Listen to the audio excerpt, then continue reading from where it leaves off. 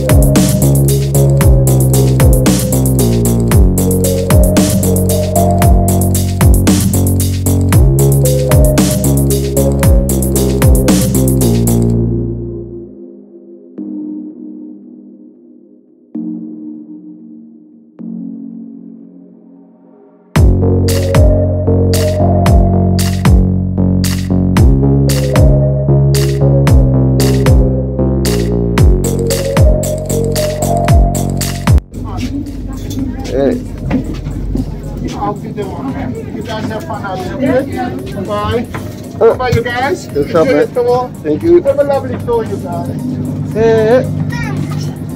Man. Ooh, guys, we are here. Thanks a lot.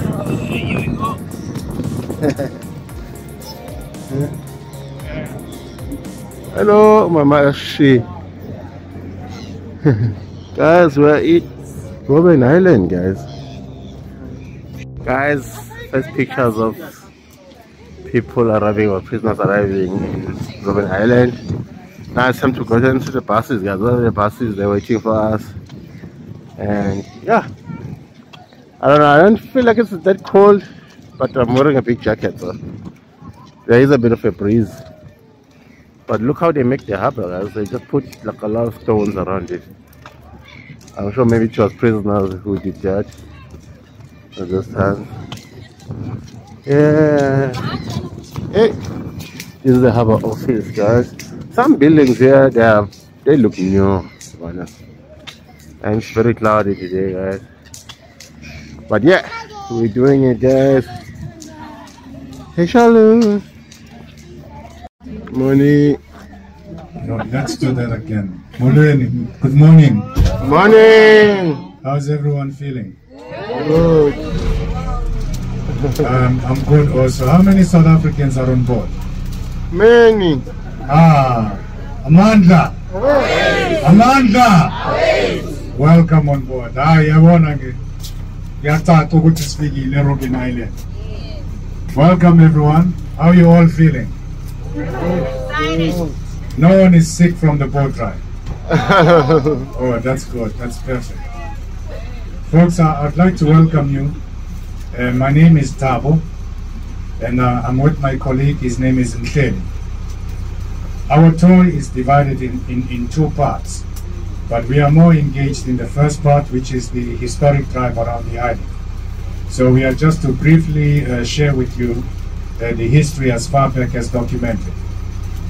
But if you'd like to take pictures and you have questions you'd like to ask, feel free to engage with us throughout the entire experience.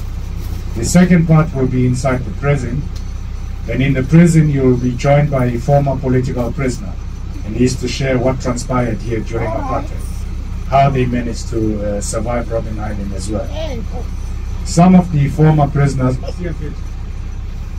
and the former prison guards came back to Robben Island in 1997 to help re-establish it as a museum.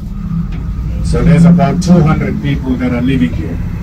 But it's only on the basis of you being employed as to how you are able to lease the house. But you have to pay for rent, water and electricity as well. But it's less than 1,000 rand. So it's quite affordable compared to Cape Town prices in terms of property value. After the prison tour, I'd like to highlight that you are all going to be walking back to the harbor as you all see the visitors. We call this the short walk to freedom, after we release all of you out of jail. The departure time will be at 2 p.m. This is the apartheid prison in front. This prison was in fact built by political prisoners. When the apartheid regime took over in 1948, the island only reopened in 1962, and because of the racial policies of segregation, they only incarcerated black male prisoners here. So Africans, Indians, as well as coloreds were the only prisoners on the island. On the right side, we also have what they call a Kramat. This structure was built during apartheid, but it goes back during the Dutch history. In the 1600s, when Van Riebeeck and the others colonized the Cape, it was in the late 1650s that the island began as a prison. But wherever they also colonized, places like Malaysia, Indonesia, they also brought in those leaders that resisted against colonial rule from that part of the world. But when they were brought here in the 1700s, it also helped with the establishment of Islam in South Africa. So this structure, the Muslim prisoners were allowed to build the shrine in honor of one of their leaders. The guards were hoping that it would have created division, but in the end it fostered understanding amongst the different religious groups that we had here, because the common cause was for apartheid to have been abolished in South Africa. So we are now going to the house of Robert Sobukwe.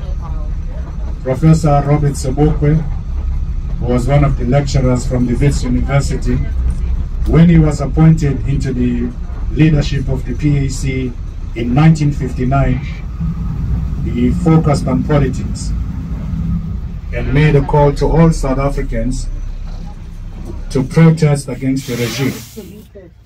The burning issue at the time was the Don't Pass law, which was introduced by the apartheid government. So Sobukwe called upon all South Africans to march to police stations to demand that they be arrested.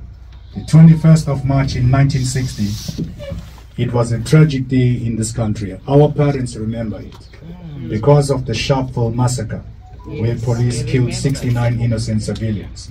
They left hundreds of people injured, as many had bullet wounds on their backs. And there were thousands of arrests made in the country. It even motivated the government to have reopened Robben Island as a political prison. But in Sobukwe's case, he was sentenced to 3 years, which he served in Pretoria Central.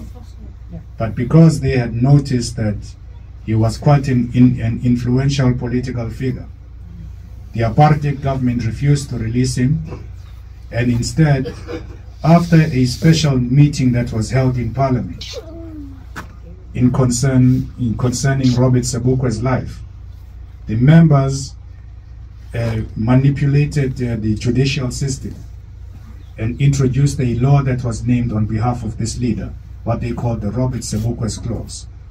And that simply meant that Sobukwe was now to be flown from Pretoria to be sentenced to Robben Island indefinitely. And he was to spend all his life in total isolation. No interaction, no communication was allowed with the other prisoners here. So the fenced area that we all see, this was his work. But the house with the window, this is actually the house that is named in honor of Robert Sobukwe, where he was incarcerated. But he was here for a duration of 6 years. So from May 1963 up until early 1969. What you see next to the house are kennels that were built for dogs. That was in the 70s, after we had the Soweto student uprising. So the dogs were all part of added security for the guards here. because we had a greater influx of political prisoners that were brought here. So the dogs were more to enforce discipline and to tighten security. As to what happened to Robert Sobukwe, there were reports that he was diagnosed with cancer. So with his health deteriorating and through the pressure from his lawyers and the Red Cross, in 1969 he was then transferred to Kimberley, to what they call Kgalema Township, to further continue the sentence under house arrest.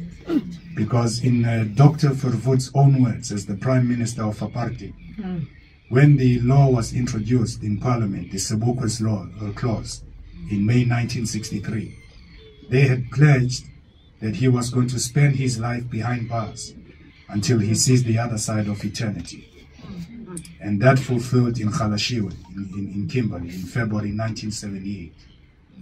There were reports that he had died of cancer, but his family strongly believes that he could have been poisoned by the guards at the time that he was still held here. So may his soul rest in peace, because he was quite an influential political figure that played a very important role in the history of South Africa, and especially fighting for our freedom. So folks, you'll see a photograph of Robert Sobukwe, because some of the members of parliament would on occasion come here to question him on his political views. If you see on the right side here, and they had hoped that he would have changed his mind about South Africa and the regime. And if you notice, the leader, he had always been dressed in his civilian clothing, because when they justified his incarceration here, they said that he was a guest of state, because there was a lot of inquiry about apartheid and the political prisoners that were on the island. So on the right side, this is the church where the leprosy patients had services, but it's now under the authority of the Anglican Church. So on occasion, they come out here to have services in it. We also have another church in the village, which was built for the medical staff. And it's now a church used by those that live here. And it's also open to the public, but only on Valentine's Day. Yes, yeah, you know, Robben Island Valentine's Day, it's the most flamboyant day in our calendar. Ones are allowed to get married here. It only costs 75 rands to book the church, and the boat ride is free of charge for the bride and the groom, but only Valentine's Day. And this is the church on the right side, which was built at the time the leprosy patients were here. But this was more for the medical staff. So this is now the church that is opened to the public, but only Valentine's Day ones are able to get married.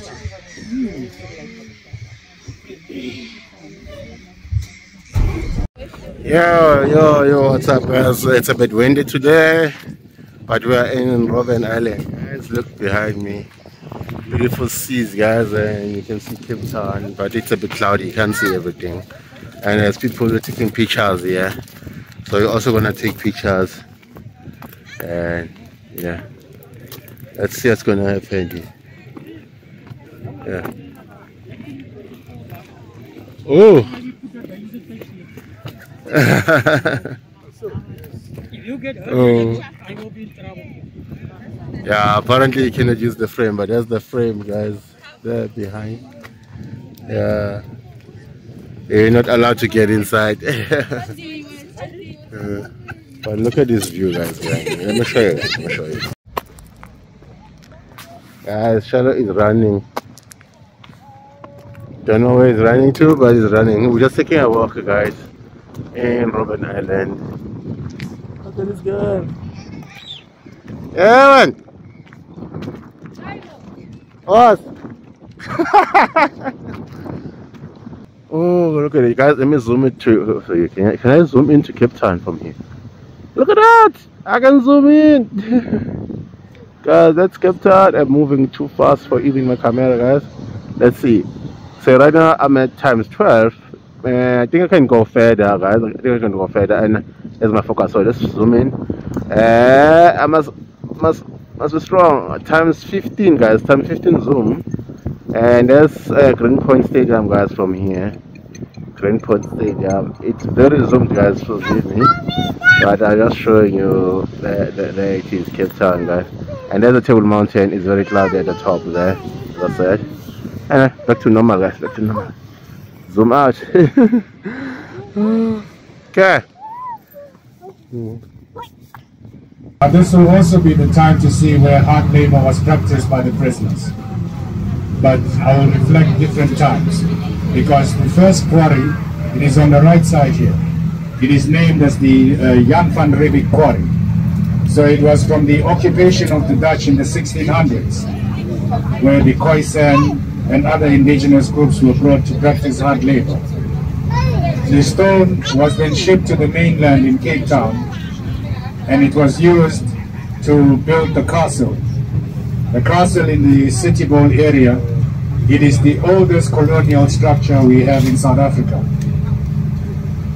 Later on, we are going to visit the limestone quarry, where Nelson Mandela and other leaders worked during the apartheid era. So the only quarry we are not able to see is the Blue Slate. It's on the other ends of the island, where the first group during apartheid was sent to work to help build the prison Rorbet. And these houses that we are passing here, ruined, were all part of the Coastal Guard infrastructure during the Second World War era. Remember, the Germans were based in Namibia during World War II. So South Africa was still under as a British colony. That is why they had British and South African soldiers that were deployed here during the war. Even the area known as Camps Bay, it used to be a campsite during World War II where soldiers were stationed. But because apartheid was then established after the war, it then became a residential area. On the left side, this is one of the battery guns from World War II. We had 5 of these guns that were introduced here during the war, but they had only been tested because the Germans never got to reach this part of the world. So folks, this is the area where the leaders were demoralized on a daily basis. They were all sent here for an estimate of 8 hours each day, but from Monday to Friday. And it was with manual tools that they had to break the limestone. It's not a hard rock to crush, but it has health repercussions. And the guards knew that very well when they were sent here to work. Because what we learned is that most of the leaders had respiratory problems when they were released. Others had eyesight problems due to the glare and the dust of the limestone. Nelson Mandela, in his last days, one was not allowed to use a flashlight camera when taking photographs with the leader because of the impact of the brightness of this wall. This is what it all looks like. On top we have a guard tower, but there is also a cave that was used as their toilet if they needed to relieve themselves. So we had an estimate of about 31 prisoners that worked here. And it's the leaders and the senior citizens that were incarcerated here. But to avoid the political influence, they made sure that the leaders are kept away from the younger prisoners. Even in the prison, you'll see that they were kept in what they call the solitary confinement section. So it was all strategic. Here it wasn't more about physical torture. It was more psychological as well. Because I learned that the families were allowed visits here. But when they were granted visits in the 60s, your wife could only come twice a year, or maybe your sibling. But children were not allowed. The kids had to be 16 years and above to be able to see their parents here. So imagine 6 months where you will be allowed to only see a person for 30 minutes. And you are not allowed to, share grievances about what is happening here, how you are treated. No politics were discussed. So it's only just family and light matters that you could talk about, just the well-being of a person. And you either could speak English, or Afrikaans. Otherwise, if you are not, fluent in those languages, the guards would just immediately, cut that visit. So if somebody had passed away and you just wanted to convey that, if the guards picked it up from you greeting, saying hello, unjani, they would immediately cut that visit off. So it would work you in your mind that 6 months later you would have to wait to hear what the person had to convey to you. Letters were written, but the letters had to also pass through the censorship office. So some of the prisoners complained that they would only receive the address, to whom it may concern, and the kind regards in the end. They would cut off the entire content. So you would also be wondering in your mind what was written inside. So the guards, they were very strategic in terms of breaking the prisoners down here. But like I said earlier, I admire the fact that none of them committed suicide here, because it was very hard being here as a political prisoner. Yeah, the guards, as racist and brutal as they were, and you knew that whatever happened here, it was all meant to remain on the island. You couldn't fight them. Folks, this is the last that I will get to see you, because I will hand you over to the former prisoner. After the prison tour, you will then be walking down to the harbor. Like I said, it's the short walk to freedom. But I'd like to take the opportunity to thank each and everyone for coming today. And I hope that you learned something and enjoy the rest of your stay in Cape Town. It's actually a humbling experience, to be in the face of everyone and learning of our history, because 100 years ago, being a black person was quite a complicated situation being here or anywhere else in the world. So Aluta continue. Thank you very much. Enjoy your stay.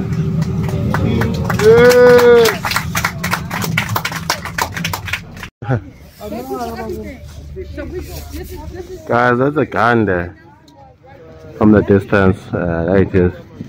Cannon. Yeah, there it is, guys. Alright, let's continue with this one. It's quite windy now. Yep.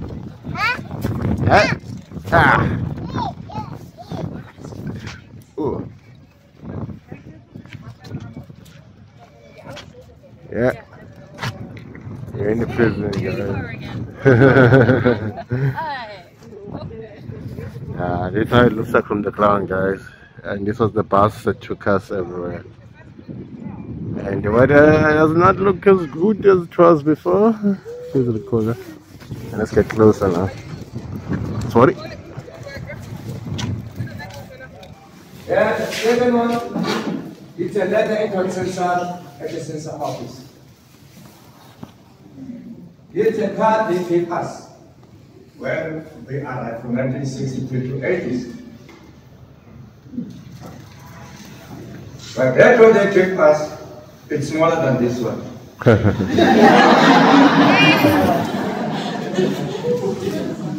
And when our partner, every day in the morning, even we came from the lime quarry, we must go to wash.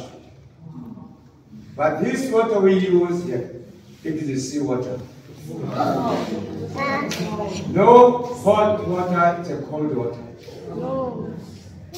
From 1962 to 80s, all of us, we just sleep on the floor. 2 men, 3 blankets. It's a man, and you can sleep to that man. None of us. No pillow, we make it ourselves a pillow.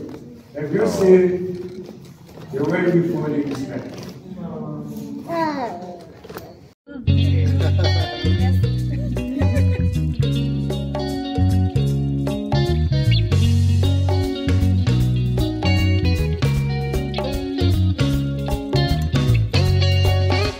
Oliver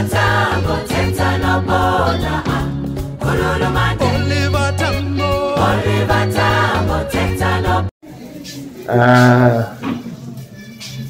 Oh, there it is, guys. The section where Mandela was. Here's the fourth one.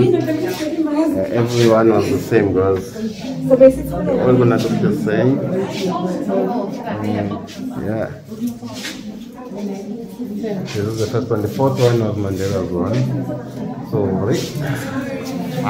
Sorry. Okay, look at it, guys. That's of the blanket of sleeping. Your food and there should be, because there's no bucket for yarn on this one. Yeah. And I don't see the prison numbers, but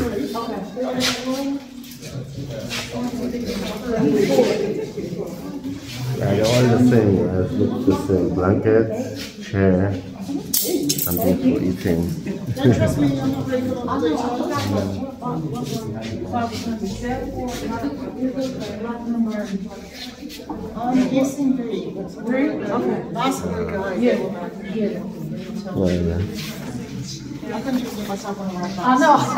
too.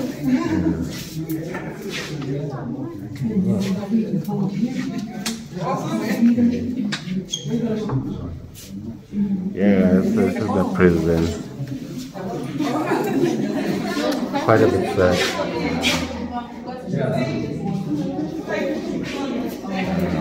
Oh, hey, so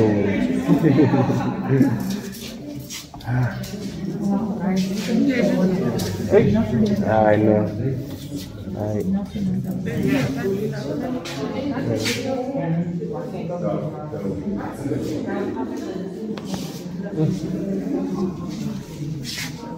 Look, guys, so on this other side.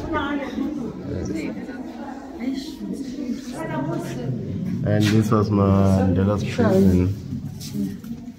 And there's the blanket, guys, here. Blankets, chair to sit, and the bucket for relieving yourself at night, and that's for food.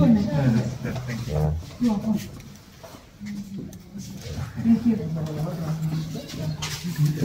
Oh, sorry. Sorry. It's okay. Okay. Let me get you looking. Yeah, I'm trying to get this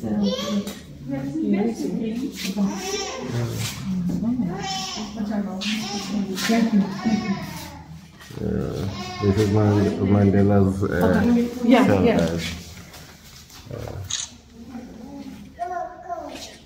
You know, guys, all of them spent like more than 18 years. Mandela spent 18 years in this prison, guys. It is quite sad. Selva doesn't understand anything, but he's just feeling here about it. He's quite sad, guys. Yeah. And chairs have some numbers, some of them don't have numbers. Well, they're that old, guys. That's how old they are.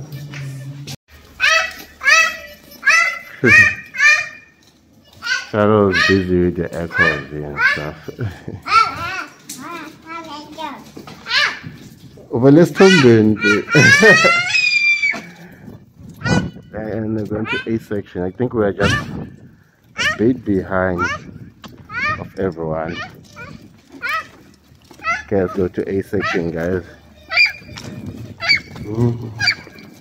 But this was the whole hall there, where everyone was here. Wait. Are we going outside this way? Okay.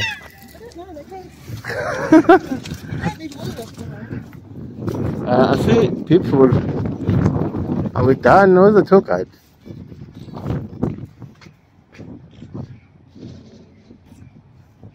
Guess we're done. Okay, guys, I think we're going back to the boats now. Our tour is finished. And yeah, it's a bit sad to hear all of the things that they have to say. Make your way straight to the Sikhulegile, as it is now departure time. To all visitors with a 2 o'clock departure ticket, please proceed straight to the boat, as it is now departure time. It's departure time. So sad, gosh.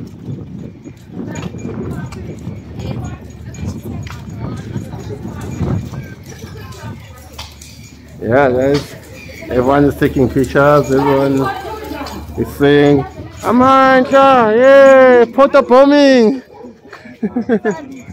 Oh, that's Freedom is coming tomorrow.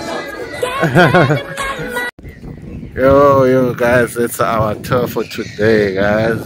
We are going back to Cape Town now. We're done with Robben Island. And the view behind me here is beautiful. It's so beautiful, guys. And here also, oh, that was this me. But we're done, guys. We had fun, a bit sad. Reality things that they have done to the guys, and yeah, it's a bit eye-opening and also a bit sad also. There's nothing you can do about it except to listen and hold your emotions, I guess. Yeah, well, this was not nothing to happen.